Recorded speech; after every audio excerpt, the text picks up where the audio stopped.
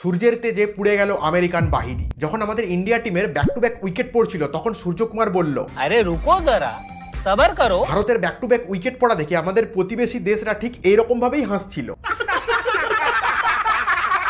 কিন্তু আমাদের প্রতিবেশী দেশের মানুষরা হয়তো ভুলে গেছে যে ভারতীয় টিমে হার্ড হিটিং ব্যাটসম্যানের কিন্তু অভাব নেই।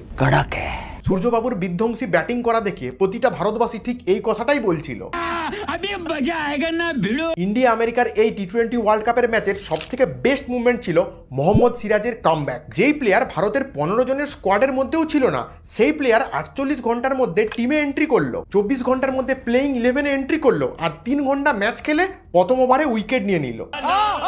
সত্যি কথা বলতে এই ম্যাচ নিয়ে আমার খটকা লেগেছিল ঠিক তখনই যখন আমেরিকার ক্যাপ্টেন টসে জিতে বোলিং করার সিদ্ধান্ত নিল। কারণ দেখুন, সবাই ভেবেছিল যে আমেরিকা যদি টসে জিতে ওরা ব্যাটিং নেবে, কারণ ওরা জানে যে ভারতকে যদি ব্যাটিং করতে দেয় তাহলে ভারত কিন্তু 250-260 রান টার্গেট দিয়ে দিতে পারে। এখানে আমাদের সিদ্ধান্ত পুরো ভুল ছিল। তারা কিন্তু ফুল প্ল্যানিং করে এই বোলিং করার সিদ্ধান্তটা নিয়েছিল। এই টসের কথা না হয় সাইডে রাখুন, আমরা ভারতীয় ক্রিকেট ফ্যানেরা ভেবেছিলাম কি যে অভিষেক শর্মা আর ঈশান কিষান ব্যাটিং করতে নামবে আর শুরু হবে তাণ্ডব। কিন্তু হলো তার উল্টোটা। তাণ্ডব শুরু করলো আমেরিকান বোলাররা। অভিষেক শর্মা হয়ে গেল প্রথম বলেই আউট।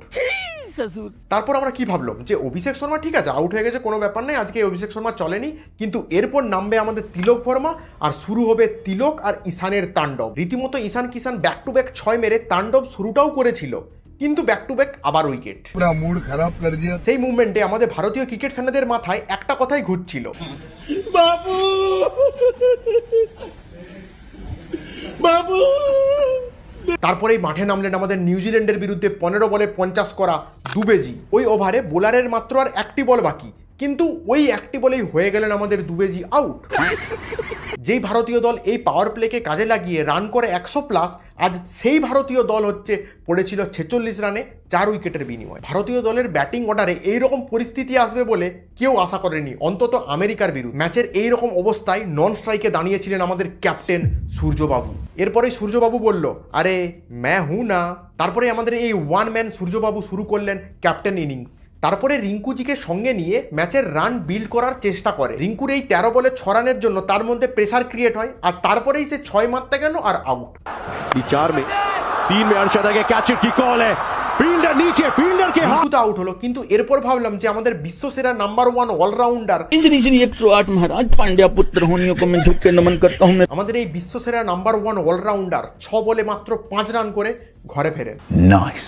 কিন্তু তারপরেই নামলেন আমাদের বাপু আকসার প্যাটেল। সত্যি কথা বলতে ভাই, ম্যাচ যখন ফেসে যায়, ম্যাচের যখন পরিস্থিতি খুব খারাপ পর্যায়ে যায়, তখন কিন্তু আমাদের এই বাপু আকসার প্যাটেল কিন্তু ভারতকে অনেকবার বাঁচিয়েছে। একইভাবে তিনি কিন্তু সূর্যকুমারের সাথে একটু হলেও পার্টনারশিপ গড়েছিলেন, আর এই আকসার প্যাটেল আর সূর্যবাবুর পার্টনারশিপই কিন্তু পুরো ম্যাচ কিন্তু ঘুরিয়ে দিয়েছে। তারপরেই 15তম ওভারে সূর্যবাবু 21 রান মারল। এই ওভারের পরেই ভারতের প্রেসার একটু রিলিজ হয়, তারপরেই কিন্তু মোমেন্টাম পুরো ভারতীয় দলের দিকে চলে যায়। তারপরে আমাদের সূর্যবাবু হাফ সেঞ্চুরি পূরণ করলেন, কিন্তু তারপরেই শুরু হলো ঝড়ো ইনিংস। আমাদের এই সূর্যবাবুর 49 বলে 84 রানের ইনিংসের মধ্যে একটা অসাধারণ জিনিস ঘটেছে। সে কিন্তু 7টা আউটসাইড অফের বলকে লেগে টেনে বাউন্ডারিতে পাঠিয়েছে। আর সব থেকে মজার ব্যাপার হলো সে লাস্ট 18 বলে 48 রান করেছে। क्या बात, ये बात है। তার এই লেগ স্টাম্পের শটগুলো কিন্তু সিগনেচার শট, কিন্তু আজকের এই ম্যাচে এই শটগুলো সে এত সুন্দরভাবে এক্সিকিউট করেছে যেটা ছিল দেখার মতো। সূর্যকুমারের ওই শটগুলো সব থেকে বেশি ভালো লেগেছে, যে লেগ স্টাম্পে এগুলো মেরে যে ভোল্ট খেয়ে যাচ্ছিল।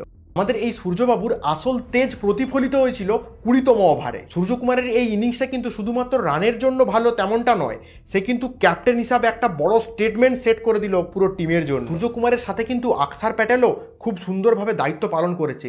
41 রানের পার্টনারশিপ কিন্তু এই দুজন ব্যাটসম্যানের মধ্যে হয়েছে। আমাদের এই সূর্যকুমারের নিয়ে তো অনেক কথাই বললাম, কিন্তু একটা কথা বলতে ভুলে গেছি। সেটা কি বলুন তো?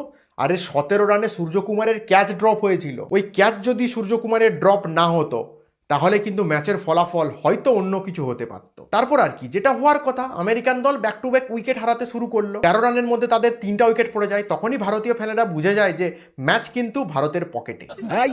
কিন্তু তারপরেই আসে একটা খুব সুন্দর ভালো পার্টনারশিপ। আমেরিকার 2 ব্যাটসম্যান কুমার আর কৃষ্ণমূর্তি রানকে কিন্তু 13 থেকে 71-এ নিয়ে যান। তারপরেই বরুণ চক্রবর্তীর বলে ঈশান কিষান স্টাম্প আউট করে দেয় কুমারকে। আর এখানেই ম্যাচ যদিও একটু বেঁচে ছিল, এখানে একদম পুরোপুরি ভারতের দিকে শিফট হয়ে যায়। দেখুন, এই 2026-এর ওয়ার্ল্ড কাপে কিন্তু রোহিত শর্মা, বিরাট কোহলি কেউই নেই, সেই জন্য ঈশান কিষান, তিলক বর্মা আর অভিষেক শর্মাকে কিন্তু খুব ভালোভাবে দায়িত্ব পালন করতে হবে। এই ম্যাচে আমেরিকান টিম ছিল, কিন্তু আপকামিং ম্যাচে ইংল্যান্ড, অস্ট্রেলিয়া, নিউজিল্যান্ড এইসব টিমগুলোর পক্ষে কিন্তু ভারতের টপ অর্ডারকে, বিশেষ করে অভিষেক শর্মা, ঈশান কিষান, তিলক বর্মা এদেরকে কিন্তু খুব ভালোভাবে খেলতে হবে। ম্যাচে আমাদের সিরাজবাবু কিন্তু 4 ওভার বল করে মাত্র 29 রান দিয়ে 3টা উইকেট নিয়ে নিয়েছে। ভারতের টপ অর্ডার কিন্তু এই ম্যাচে ব্যর্থ হয়েছে, কিন্তু অ্যাট দ্য এন্ড আমরা জিতে গেছি, এটাই এখন সত্য।